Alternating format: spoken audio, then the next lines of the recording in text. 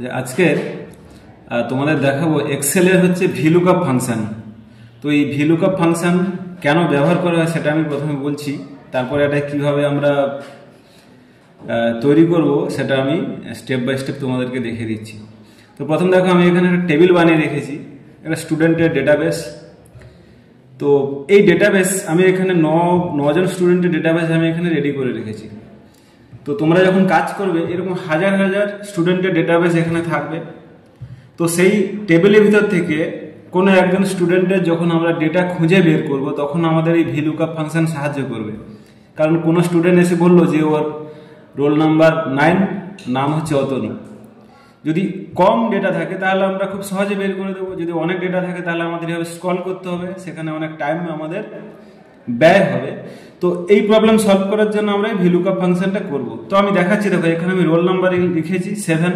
তো দেখো গোপীনাথ ওয়ারম্যান, এখানে সিটি রয়েছে, স্টেট রয়েছে, দেখাচ্ছি।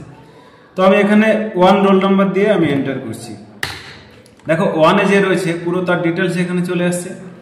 যদি আমি এখানে 9 দিই, দিয়ে এন্টার করি, দেখো 9 রোল নাম্বারে যে ব্যক্তি রয়েছে, স্টুডেন্ট রয়েছে, তার ডিটেলস এখানে চলে এসছে। তো এইটাকে বলা হচ্ছে ভিলুকআপ, মানে হচ্ছে ভার্টিক্যাল লুকআপ। মানে বড় টেবিল থেকে কোনো পার্টিকুলার একজন ব্যক্তির ডেটাকে আমরা যখন খুঁজবো তখন আমরা এই ফাংশনটা ইউজ করবো। তো আমি নেক্সট সিটে চলে যাচ্ছি, আমি প্রসেসটা দেখাচ্ছি। তো আমরা এখানে একটা নতুন সিটে চলে এলাম। এবার তোমাদের আমি প্রসেসটা স্টেপ বাই স্টেপ দেখাচ্ছি।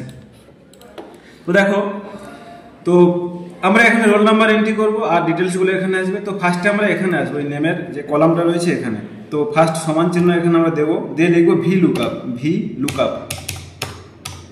তো এখানে চলে আসবে ভিলুকআপ।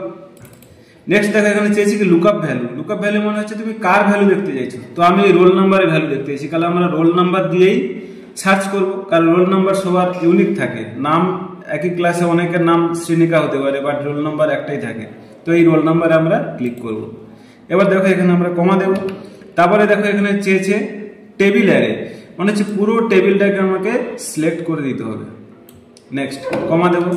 তারপরে চেয়েছে দেখো এখানে কোল ইন্ডেক্স নাম্বার, মানে হচ্ছে এই টেবিলের ভিতরে কত নম্বর কলামের ডেটাকে তুমি দেখতে চাইছো। তাহলে আমার যদি এই টেবিলে এটা 1 নম্বর কলাম হয়, তাহলে এটা 2 নম্বর কলাম, এটা 3 নম্বর কলাম। তাহলে আমি এখানে 2 দিয়ে দেবো, কমা 2, কমা কি করবো লাস্টে 0 দেবো। যদি কারোর সঙ্গে না ম্যাচ হয় তাহলে 0 দেখাবে, ব্র্যাকেট এন্টার। তো দেখো আমি এখানে রোল নাম্বার পুট করছি, আমি এখানে 7 রোল নাম্বার দিচ্ছি।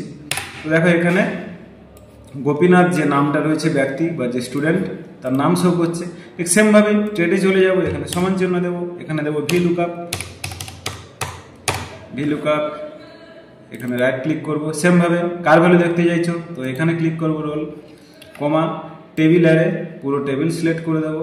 আবার এখানে কমা দেবো কোল ইন্ডেক্স নাম্বার, তাহলে এটা 3 নম্বর কলাম, 3,0, ব্র্যাকেট ক্লোজ, এন্টার। এবার এখানে চলে যাব, ফোন নাম্বার সমান ভিলুকআপ। সেম প্রসেস, রোল নাম্বারে ক্লিক করব, কমা পুরো টেবিলটা আমরা সিলেক্ট করে দেবো, কমা দেবো। আর এখানে যেহেতু কোল ইন্ডেক্স নাম্বার কত নম্বর কলাম, 1, 2, 3, 4 নম্বর কলাম, 4 দেবো এবং 0 দেবো, ব্র্যাকেট ক্লোজ, এন্টার। সেমভাবে সিটিটাও করে নেবো, সমান ভিলুকআপ। এখানে রোল নাম্বারে ক্লিক করব, পুরো টেবিল সিলেক্ট করব, কমা এখানে আমাদের রয়েছে দেবো 1 নম্বর, 2 নম্বর, 3 নম্বর, 4 নম্বর, 5 নম্বর। তো এখানে 5 দেবো, কমা 0, ব্র্যাকেট ক্লোজ, এন্টার। লাস্ট আমাদের স্টেট সমান ভিলুকআপ, রোল, কমা সিলেক্ট, কমা 6, কমা 0। তো দেখো আমাদের এটা তৈরি হয়ে গেছে ভিলুকআপ। তো এখানে যদি আমি রোল নাম্বার চেঞ্জ করি, তো 7 রোল নাম্বার রয়েছে, আমি এখানে 8 করে এন্টার করছি। দেখো এখানে রাহুল চলে এসেছে, রাহুলের পুরো ডিটেলস এখানে চলে এসেছে। তো ভিলুকআপ ফাংশন অ্যাকচুয়ালি কোনো বড় টেবিল থেকে কোনো পার্টিকুলার ব্যক্তির ডেটাকে সার্চ করার জন্য ব্যবহার করা হয়। Thank you.